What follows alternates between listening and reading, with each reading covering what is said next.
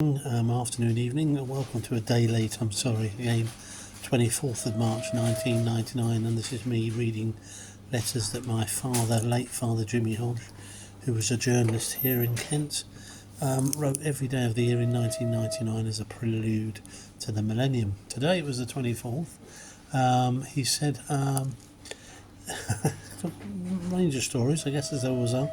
There was I actually remember this happening. It said about 40 offenders were netted because they absconded or were being tracked down, and the police tried to get 80 offenders, and they put an ad in the paper or wrote to them saying they'd won a prize, and if they phoned a certain number they would be eligible for the prize, and 40 of them duly did, and they managed to apprehend 40 offenders, and even though when others reckoned they knew what was going on, still phoned to see if it was real, and it was a prize.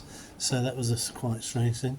Apparently the government were trying to make parking spaces a minimum on new builds in an effort to sort of dissuade people from having cars, and Jimmy was a bit ahead of his time and was talking about the growth of 4x4s and Range Rovers and people movers and things like that, and saying that's going to be a recipe for some difficulties, he thought. And bus use was another thing. I'm not sure if bus passes were around 26 years ago. I think they probably were, but he was saying there was never really a long queue for the buses, was there?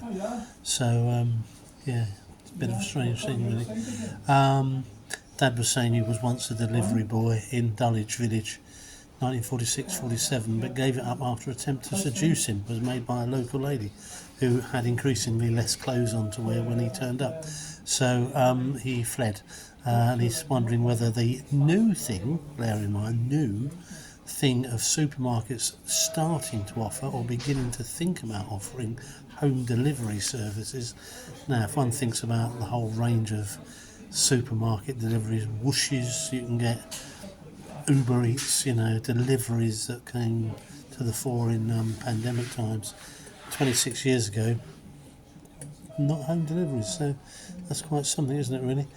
And his PS today was to note that a 75-year-old woman was chosen to be the test pilot on a British roller coaster. A new way, is this a new way of attempting to get rid of us? She voted the ride a hit, and old people have also become a target of the sweet trade.